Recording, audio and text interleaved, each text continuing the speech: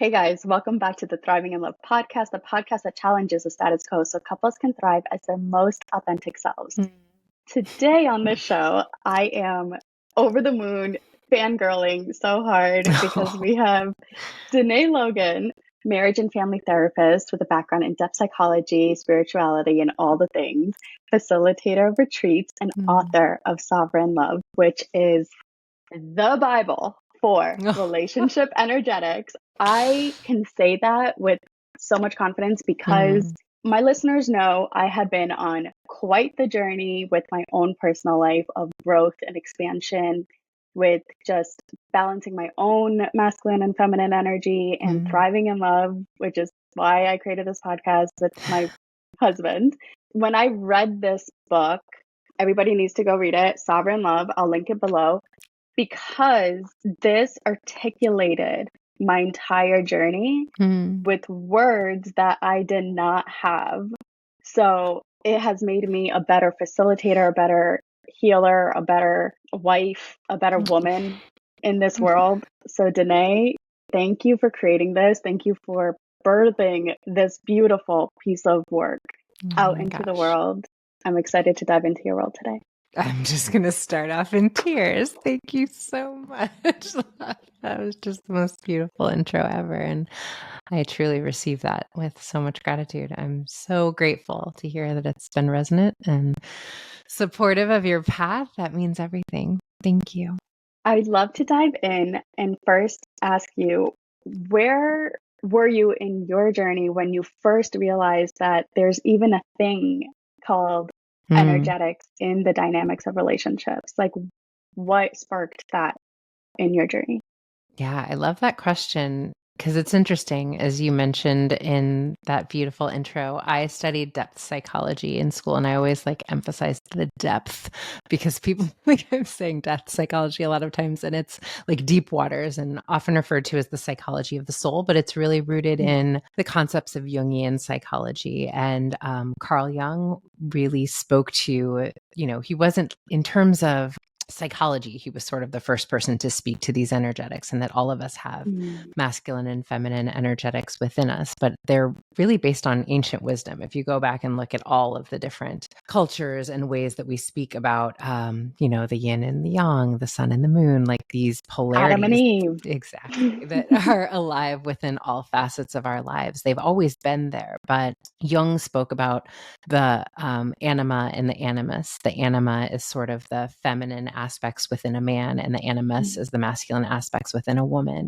And we've since Jung's time come to understand that they're a lot more complex and nuanced in terms of these energetics and how they show up. But I think he really sort of gave us the grounding of a framework for these. And it's fascinating because when I was in grad school, I wasn't really that interested in that section when we were talking about the anima and the animus. I was just kind of glazed over. I don't know why. I just didn't think that much about it. But then when I started working with couples, and I realized when I graduated and did my practicum that for whatever reason, couples were sort of my jam. It just felt like I was able to see what was happening. It was almost like I could step back and sort of see the bigger picture of what each person was defending against and translate what I was seeing in a way that I felt like they were really able to hear me and hear each other differently. But nobody was talking about couples work from my perspective, from a depth perspective. It was really all sort of like a more clinical lens and, a lot of times rooted in the fears of our ego mind. And so I started to bring a real depth perspective to the way that I was approaching couples work. And what's fascinating is there was so much about these energetics that just came to life. And this is how I know we get downloads from source, because there was no reason that I started to understand, oh, this is what's happening. He's really in a wounded feminine energetic, and he's really being in this feminine space of wanting something from her in a very particular way, if we're speaking heteronormatively, and she's really armored up and in a really sort of alpha masculine way. Yeah, and it's just so obviously many of us. Yeah, these are really sort of surface level ways of talking about the energetics, and I'm sort of being tongue in cheek. but I could see these energetics are like alive and this is what's happening. And it's just like I started to get ways of like, okay, if he would just like shift and like be a little bit more self-contained and she would sort of like be a little bit more vulnerable, like all of a sudden. And so I sort of became obsessed with like, how do I write down what I'm seeing and figure out a framework for like exploring this with couples. And it sort of just came to life. And, couples would be like, this is really helpful. Is there a book that we can read on what you're talking about? And I'd be like, no, there's not, because I'm sort of making it up as I go along, but I'm going to write one. And so rambled for several minutes, but that's sort of the origin point of how it came together. Wow. Do you feel like it was an intuitive gift that you have? Like, is it something that, have you always been intuitive over like being able to detach from someone's like human experience and see the soul contracts being played out? Or is that something that you learned while doing couples work? Yes, the best questions. I think that we're all intuitive, but I think it took me many years to trust in my intuitive gifts and to trust myself enough to really, just tap into the things that I was feeling and seeing and not question myself or not suppress it. I think each of us, and I talk about this a little bit in the book, has our particular brand of magic and the gifts and our Dharma that we came into this life to carry out. And I believe for whatever reason, and this is like a facet of it, but a lot of what I came here for was to like really shine a spotlight on love in the way that we are just sort of out of alignment with what that is. And I think that's going to be, I sort of have this hypothesis that in this moment in history, we are really, many of us, going to be speaking to the evolution of love and relationships. And just because I think there's a sort of foundational way that we're going to meet the world differently when we start to reframe how we're meeting, like, these nuclear family structures that I think have become outdated, and the ways that, we all are hungry for love and hungry for connection, but we've really been using love and relationships as a way to perpetuate our pain points instead of really stepping into the potential of who I believe we have come into these lives to be. So yes, I believe that that's really aligned within my Dharma at this facet of my journey. And I'm sure that that will shift and evolve as it does for all of us. But for whatever reason, I am really fascinated by love and fascinated by how we can love in a way that's just more aligned with our souls and the path of like the larger I am that each of us are. I love what you said about love being the foundational space. And I think that's what it is, right? We're heading into this new earth where new earth cannot exist if there is fear, guilt, shame that is clouding us from connecting authentically with each other, right? Like, which is, That's right.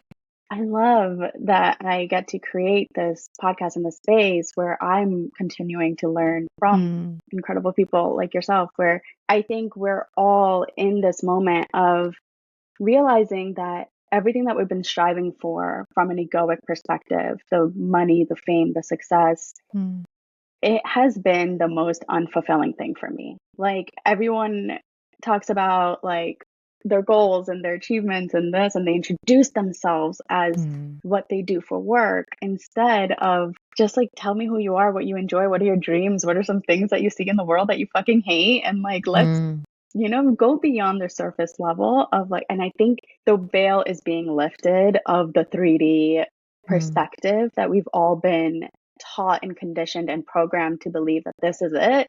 And the truth is coming out of, oh, actually, there's so much more. There's so much more to our meat suits. We have a whole soul that exists, that is here. And like the human brain, I think for me, at least, my journey has been, how much can I quiet the human brain and allow my soul to express what she came here to do, what she came here to enjoy, and realize that like, how much can I bring the magic into the mundane of like making my coffee? Like, my soul loved the smell of coffee, right? Like, even though it's like it's not so healthy to like have coffee and caffeine, yada yada. And it's like, how much can we question that programming and just honor our souls? It's like, Absolutely. yeah. Yeah.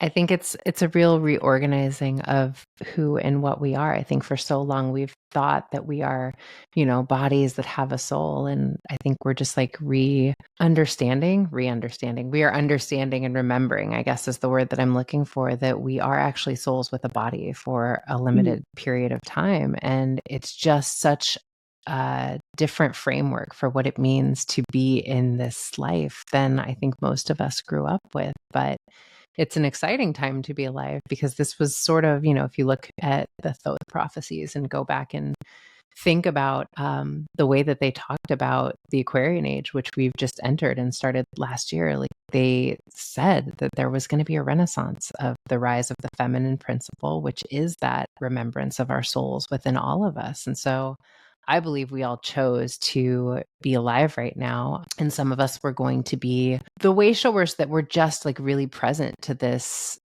thing that you're speaking of, right? That like we were meant to remind the collective of how unbelievably sacred we are, and that the purpose of coming into this life was never to sort of accumulate stuff to leave to our children and our grandchildren, but really to be in the experience of being alive fully, right? Beautiful. In your book, you mentioned your son was a huge part of healing your relationship with the masculine. Yes. And I'd love to hear more about that journey.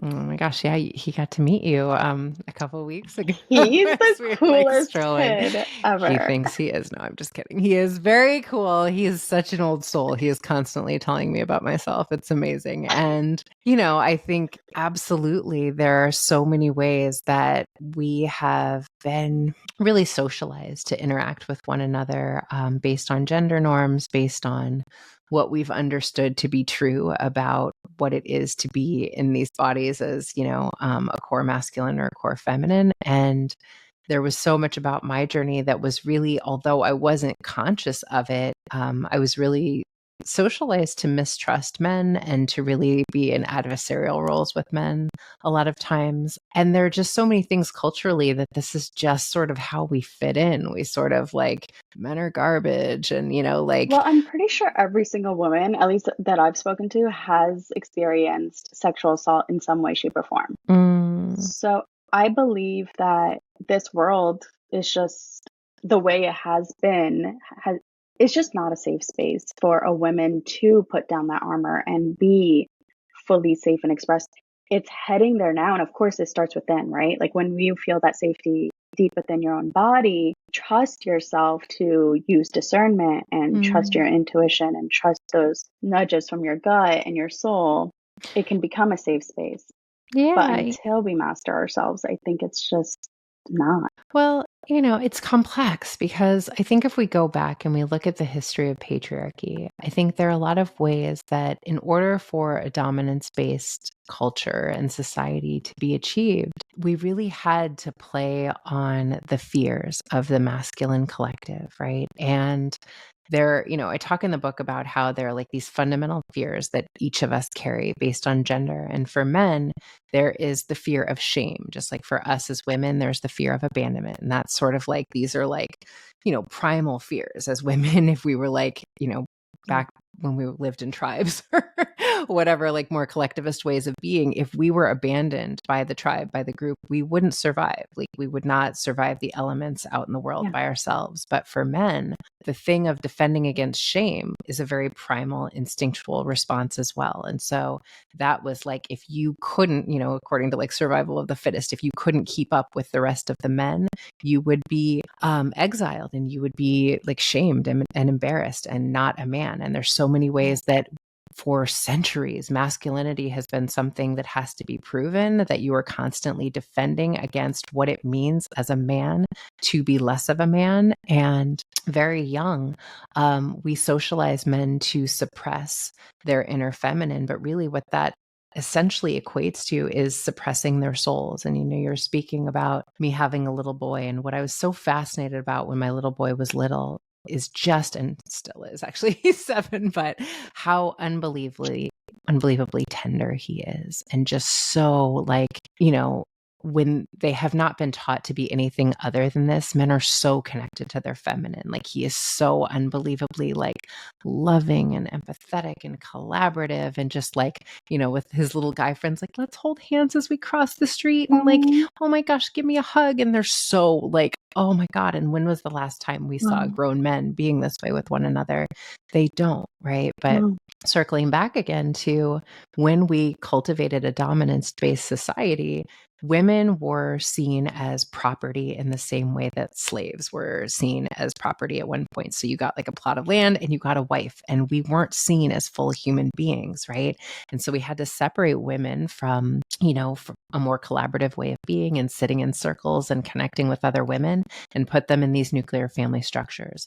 But in order to do that, we needed to make them feel really afraid of what would happen if they didn't comply and if they didn't like fall into this nuclear family way of being. And so what that equated to was men being conditioned to believe the only way for you to fit into this society is to be in a dominant space over these women. And that's like the generational pain point that has been passed down. And when men did things to create that form of dominance and harmed women, as you're speaking to in the beginning. Sometimes that looked like physical harm. Sometimes that looked like burning women alive at the stake who wouldn't comply with getting married. And that was the real reason we called women witches, if we're honest about it.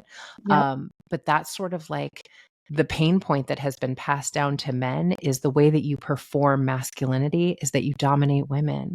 And so we don't talk about like the ways that men are shamed when they don't comply. Like if you don't fight on the schoolyard when you don't want to, you are a punk or you're a little bitch or whatever they're called, Yeah. right? And so there are all of these ways that if you don't sort of fall in line with the patriarchal framework of what it is to be a man, there is a sense of shame that is elicited in men. And this is not in any way, shape, or form me excusing harm, but it's that Right. thing of like, how do we understand the origin points of where we've Yeah. been so that we can try to move forward in a different way?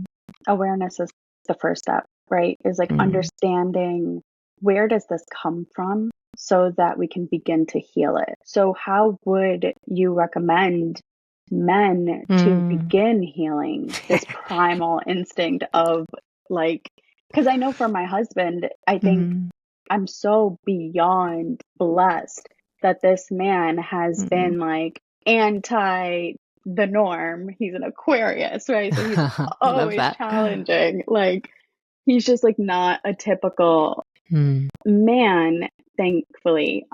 So Beautiful. I don't know how to answer this question, and I'm sure you can, speak to it from your experience of coaching and your clients and everything. Yeah, I mean, I have thoughts, right? And here's the thing. I believe, and this is based on just what I believe about these universal laws and the way the universe works. I believe our perception of reality is based on what we believe to be true. And so I actually do see a lot of men like your husband that are doing this work to really rise into the fullest potential of who they came into these lives to be and integrate the beautiful aspects of their feminine and attempt to be a part of cultivating the world that they want to see for our children and our children's children.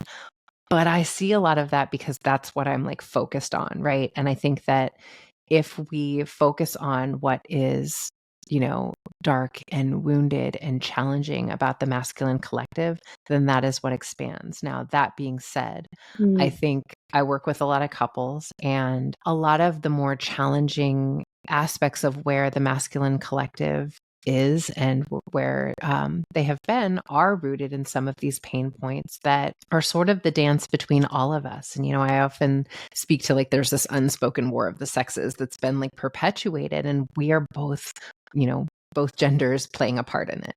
And Definitely. what I think is really important right now for us to do collectively is like take a deep breath and step back a little bit from the thing of partnership until it's justified. Meaning, if I am someone like you, and when I speak about my partner, I speak about them with a deep sense of reverence and, trust that this is within alignment in terms of what I want in a partner and we're on that path together. Beautiful. Then this partnership is justified. If I look at my relationship and that's not how I feel, it's important for me to really start with myself and take 100% responsibility for where did I not use a lot of discernment, understandably, because most of us are conditioned to just get the thing done and find someone to choose us and marry off. But now that I'm here, where was I not honest with myself and this person Mm, about what my authentic desires were and what I long to build in terms of a partnership? And can I start doing some more of that now? Can we start to have some of those challenging conversations, right? But that really requires that instead of me making myself out to be this person who is victimized by who my partner is mm, or isn't, I say, I have been, an active participant in this dynamic between us, whatever it has been. And the only person I have the ability to take ownership of changing is myself. So I'm going to really work on changing the way that I show up. And then if we're not in a partnership, that means that we really do a lot of that work of discernment, not falling in love with potential, like who people are. I take that at face value that this is who this person is and, yeah. has the desire to be until I see something that suggests otherwise. But I think there's a Yeah. lot of ways that we just have to, I think more than anything else, and I talk about this so much in the book, this is the work of personal responsibility. I think that's how all of us rise as a collective. But I think that if we as women want to see these changes that we're speaking about in the masculine collective, then we need to really focus on what is beautiful about masculinity and highlight that. And then when we see things that aren't what we desire to see, use a little bit of discernment and say, then that's just not aligned with what I long for, So beautiful. There's so many ways I could take this conversation, but what's coming to me right now is I was in one of your master classes where you said women are always like, how do I know this is the right person for me? Or how do I Mm, know I'm not in the wrong relationship? And what you said was so beautiful. If it is in your reality right now, it is mm, perfectly orchestrated or divinely assigned to you in this that's right. moment. So, can you Absolutely. dive a little bit deeper into what you meant by that? Yeah, I don't believe that anyone comes to us by accident. I really believe that we formulate these soul contracts before we come into our bodies, and that there are people that we are going to collide with at different junctures along our path. And this is an aspect of like, the soul work of depth psychology is really sort of like there's this way that we cultivate aspects of like the hero's journey in terms of like Joseph Campbell's work, and that similar to any of the iterations of the hero's journey, whether we're talking about like Katniss and the Hunger Games or Star Wars or The Wizard of Oz, those are all examples of how we sort of are in this thing of like, I set off on a quest and I am going to meet a bunch of people and learn a bunch of lessons that I am meant to learn to come Mm, back to the origin point of where I started off. And, the example of Wizard of Oz, that would be like Kansas. And I'm going to be different. I'm going to be forever changed based mm, on the people that I met and the curriculum that I cultivated through those encounters. But I believe that's like our lives, and we may have several different heroes' journeys, or we can take like these are several different chapters of our hero's journey, however we want to hold it. But yeah, even if I meet someone for a night or I date them for a couple months or, I'm with someone for the majority of my path in partnership, I believe that's a soul contract. I believe that yeah, person came into our life to teach us lessons that we were meant to learn within this lifetime. And when we hold all of our relationships like that, it becomes less about who this person is and the way they're showing up that's challenging and what I need them to change so that I can have peace in my skin, but more, what is this person showing me about me that is becoming mm, the invitation for me to tap into deeper layers of healing and my own potential? And in that way, it just becomes a way of meeting all of our relationships with, from my perspective, a much more empowering stance. And that, like, no, this person is here to teach me. And sometimes the lesson is about boundaries and where we need to say no and insist upon yeah, ourselves. And sometimes the lesson is really about like learning how to let go of things that no longer serve us. But there's always a lesson if we choose to see it that way. yeah. That's so beautiful. And I always say, like, triggers, you reach a point in your journey where you're just so grateful and thankful for them because then Mm, you get to go directly to the source and alchemize that root cause and just like get quicker and faster and process it so much mm, thoroughly in a way that you're just like, oh, like a charge. You don't see it as like this like negative or positive. It's Mhm. neutral because you're just That's right. ready for the next step of like, oh, I get to have a little growth challenge. Like how exciting. I love that. Not to say that it's easy. Like, of course, there's moments where I'm like crying and just throwing a tantrum, but that's all beautifully part of the process of like feeling our feelings, right? Absolutely. So like Yeah. what is your process like? Like how do you practically do the Mm. spiritual work and how do you see things as divine assignments without letting your ego and your like anger and your I mean not anger, but anger is so beautiful, but without letting yourself get go in a spiral of your Mm. emotions? I mean, sometimes I go in a spiral of my emotions.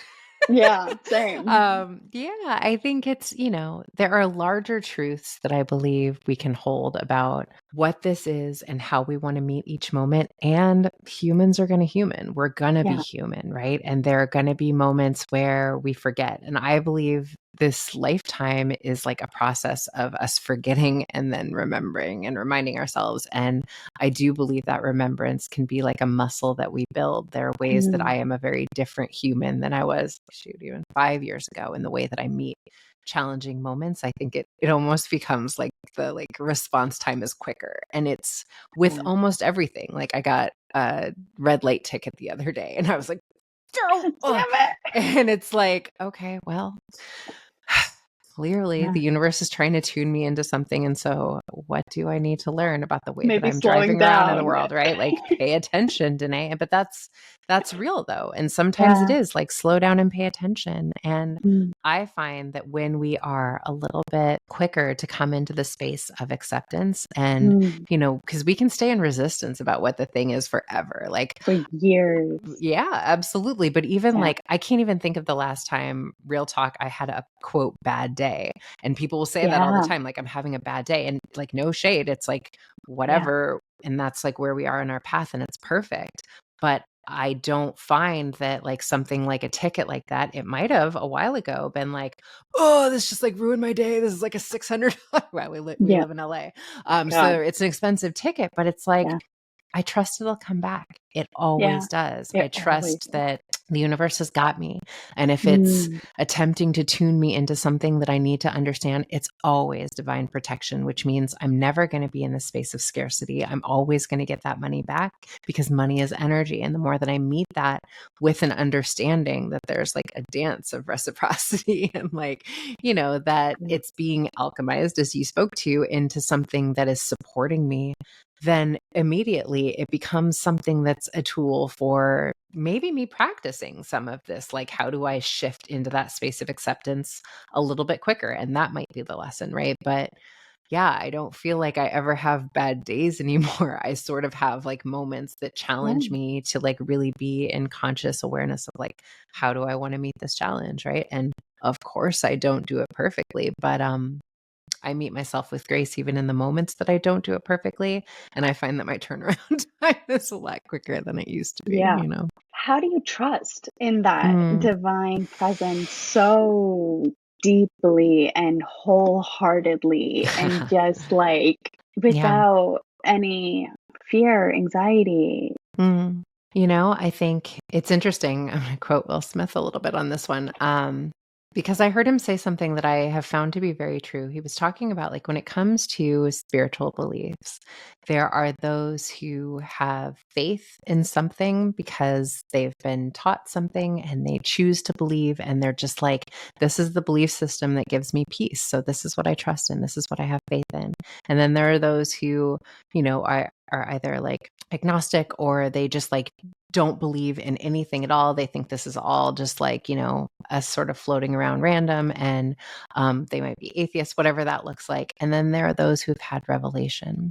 Mm, And if you have had something revealed to you where once you see it, you can't unsee it, and you are so unbelievably clear about the order and the way that the universe sort of is in this space of all of this unfolding in support of why you came and the mission, once you've had those moments of revelation, like you're forever changed and you can't unsee it. And I've had, especially in the last 5 years of my life, these moments of revelation where there's no question in my mind that there is a larger intelligence that is so unbelievably in love with us and supporting us. And, really that we are in this dance moment to moment, breath to breath with the divine. And that now, it's really like we're on a frequency, right? It's like when we used to have like radio stations where you would like tune into this frequency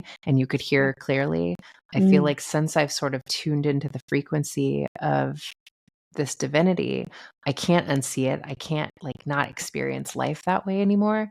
And so it just is like, of course, I don't know how to explain it except that that's sort of No, how. I am on the same. Yes. But the reason I ask is because I have so many clients that haven't had that moment of revelation yet. Yeah. Can you tell us like the most undeniable moment that you had? God. Big or small? It's interesting because I feel like there are ways that well, first of all, this book in masculine and feminine energetics. And sometimes I will literally go back and read aspects of the book and I'm like, ooh, that's beautiful. Where'd that come from? And it came from Yes. something that Yes. wasn't me, but it came through me. And that to me, like the way that I sold this book and I would be like, okay, gotta write chapter 4. I have no idea what I'm going to write about. And I'd be like, well, Yeah. I have faith that source will tell me. And I would wake up and I'd be like, oh my God, yes, that makes so much sense. I know what to write. And I would just it would flood Wow. out of me. And I would be like, that to me is I have no idea where that came from. That wasn't something I read in a book. That was just I would wake up. And I don't know if you've had these moments where you're sort of lucid dreaming, where you're half awake, half asleep. But I will get downloads from source and things that I will understand and know, but I'm halfway in a dream state, but not fully. But then even moments where I've been struggling with something in a relationship where, again, I've been actually asleep and source, my higher self, whatever, has told me, Dené, wake up and go look at this thing. And the answer is oh, and it's where did that come from? Wow. How did I have that intuitive knowing? But it's so clear, Dené, go look at this right now. It will give you peace. It will give you the understanding or the answer that you need to know. So yeah, I No, think it's. I agree wholeheartedly because I'm telling you, it's so strange because my my husband is a big TV guy, right? He loves movies and TV shows. And there's moments where I'm having questions and then he'll put on a show and then it's the exact thing that I needed to hear in the exact moment that I Yes. needed it. And it happens through music, it happens through TV, movies, strangers, I'll overhear a conversation. It's everywhere. It's just source is constantly talking to us and our higher selves are constantly talking to us, right? And sometimes they are really big revelations where it's undeniable, where it's I mean, I'm on shrooms and I'm just speaking to God, right? But then I don't think the magic happens there. I think the true magic happens in the mundane where we are just living our everyday life and you're sitting in nature and you're just see a plant the way it's growing imperfectly, and it just is the greatest spiritual lesson of how divinely perfect is it, even though it's not perfect. And it just reminds me of how divinely perfect am I without being perfect. And Yeah. it's just everywhere when you're tapped in. It's Yeah, so it's that. fun to be here. It really is. I think it's Raoul Dahl. Is that how you say his name?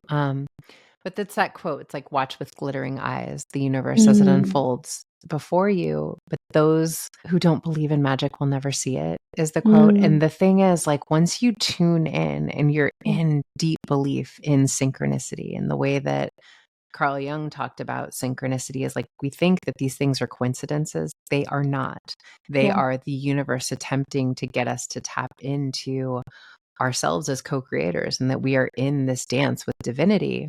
But, it's once you tune into it, exactly as you're speaking to, you can't not see it. It's everywhere. Everything is oh, this is magic unfolding before my eyes. This is another indication of the way that I am held and, sort of being pointed in the direction of where I'm meant to go. But it's yeah, that thing of tuning into it. And we get there, I think it's in the Bhagavad Gita, they talk about like when the student is ready, the teacher will appear. And I think it's none of this is sort of outside of divine order. And so when we are ready, I believe our higher self will bring us into this awareness. Like this wasn't, in my early 30s or whenever, like I don't think I was ready to sort of be in this space of really tuning into the subtleties of life in this way. I had other lessons to learn, but yeah, I think we come into this understanding when we're ready. Beautiful.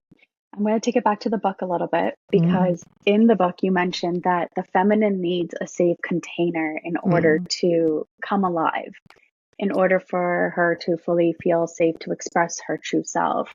So do you feel like that masculine container is something that needs to be in a partner or in something externally, or is that something we can cultivate within our own self?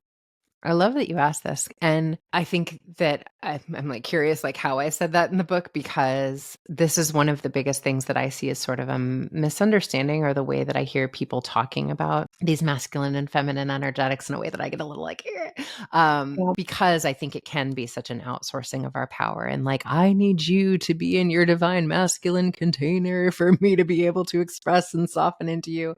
And I just don't believe that that's true. And ultimately becomes a way that we really like perpetuate these codependent paradigms and templates that I believe we are outgrowing. And so, no, I believe that the like ultimate container that we are meant to feel held by and soften into is what we were just speaking about. That source always has us. And that becomes like the divine father, the divine masculine element that has always got me, that is always holding me down, right? But in that, I am able to become my own integrated feminine. And that like a lot of our work is understanding that until I trust the masculine within, I actually won't be able to trust external masculine, right? So it's like as above, so below, as within, so without. It's this thing of like, until I really am able to be in right relationship with my own inner masculine, who actually holds with such reverence my own inner feminine, right? So until that part of me is able to bear witness to my feminine and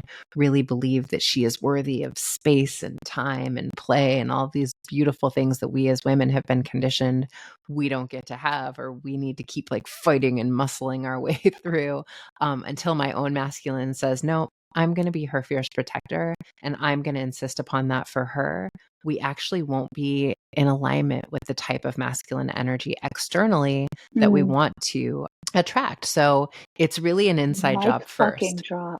Mic drop. Yeah. Yeah. No, I think it's really important, because there's a way that I think we can, this is why a lot of times people like, I feel like misunderstand and then find these masculine and feminine energetics to be, something that they sort of bristle at, but it's sort of a distortion of what these energetics are meant to be. And I think for all of us, this is the work, regardless of how we identify in terms of gender, to really believe, like, it's like Dorothy said, we're always coming back to those of us, but like, you've always had the power, my dear. It's always been inside of you.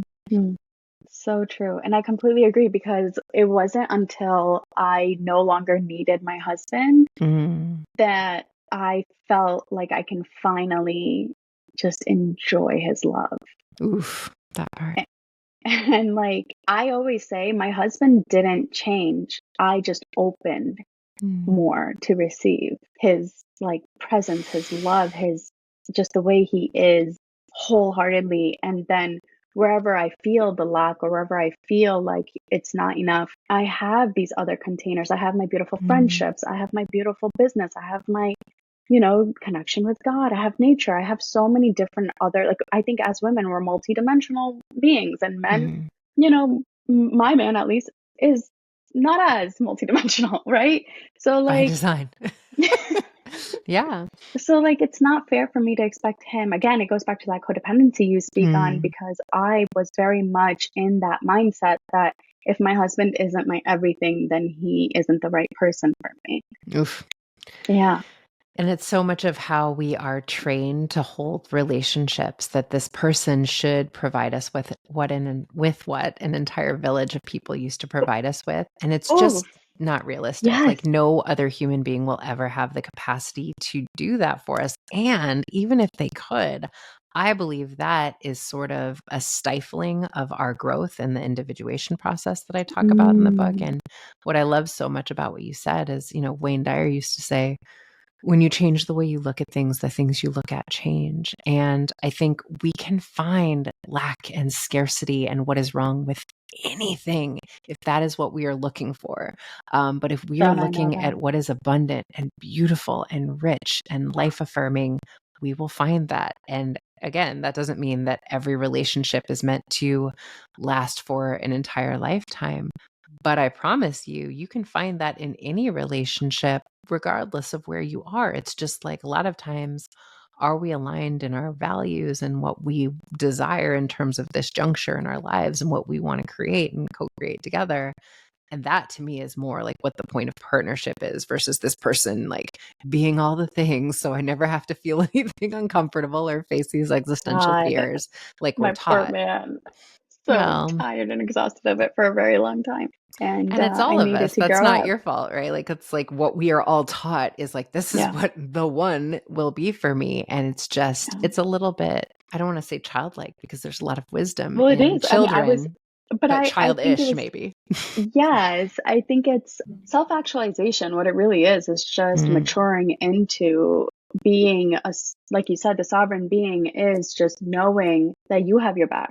Like you don't that's need right. anyone or anything outside of you in order to be whole and complete. And you, when you come to relationships from a place of incompleteness, Mm, that's when you start to fall into these dynamics of needing and manipulating. And this actually goes perfectly into my next question. I just want to touch on what you said about manipulated desire is not authentic mm, connection. mhm. So, can you talk a little bit about the difference between the two? Yeah, I'm like thinking about like which portion of the book that you're speaking to. And I think a lot of times what we've been doing in our relationships across the board is we've just been in this dance of wounded polarity.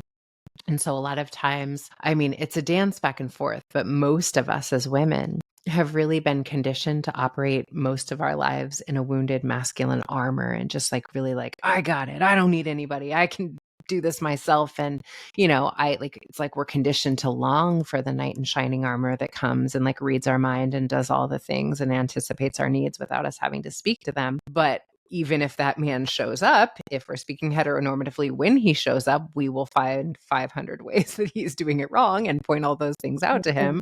And so most of the couples that I work with, but the relationships that I see in our society in general are sort of these wounded energetics. And it's sort of like we will either, if we're a woman operating in that wounded masculine armor, that will sort of, because we will inevitably create polarity in our relationships, our man will start to be in that wounded feminine energetic with us and like, happy wife, happy life. What do you want me to be? Just tell me what you want. I'll do whatever you want. And again, that sort of cultivates within us a sense of contempt and mistrust, and he's doing it wrong. And it's sort of like around and Mm, around we go. The other thing that ends up happening, though, is a lot of times when we're in the dating phase of relationships, what I see so commonly is that men will sort of be in their wounded masculine, sort of avoidant energy and breadcrumbing women and sort of like playing all of these control games to like keep women interested and attempting to like get him to commit all of these things, which puts us in as women in these energetics of like our wounded feminine and, chasing. yes, chasing him and attempting to like people please and be the cool girl and whoever you need me Mm, to be, I'll be that for you and all of mm, these things. And a lot of times that will create a charge because again, we're creating polarity, but it's wounded polarity. So we don't really feel safe and we're sort of perpetuating our wounds. It might be great sex, but it's not actually in terms of like what is affirming to our souls. And, we will still be in that space of angst and, holding our breath until he texts and all of these things that we do in relationships that just make us feel really disempowered. Whereas when we can really get in alignment with the energetics of our healthy masculine and feminine and integrating those energetics within ourselves, then we're able to be in relationship with that other person and really be present in the space of curiosity and bearing witness to mm, them. And, so much of what I realized we do in our relationships is we're attempting to compete for energy and just like pull energetic resources from another person because we're conditioned to believe that we lack a sense of wholeness within ourselves. But when we do this work of understanding what you were saying before, like I actually don't need anyone outside of me to complete me. It just becomes this beautiful expression of how once my cup is full, I can sort of pour into another person from the overflow. And I find people that are actually in that space of like really doing the work to be secure and, like self-sourced and resourced and able to do those things from themselves, they actually meet love and relationships from the space of like, how do I pour into you and just like be in the space of experiencing you versus feeling like I need something from you, which ends up not actually being intimacy. It's just a game of manipulation. And like, I'm trying to like, exert energy from you because I believe that I need you to give me something in order for me to feel complete. And it never works, right? No, it doesn't. Amazing. Well, I wish I could talk to you forever. I can't believe an hour went by so fast. Aw. Thank you so much for your wisdom, for not just the book, but your time and energy today.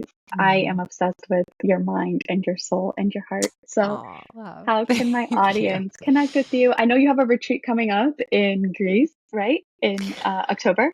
I do. I'm going to Mykonos for the rise of the divine feminine. So anyone looking to just really tap into some of what it means to step into the space of feminine leadership.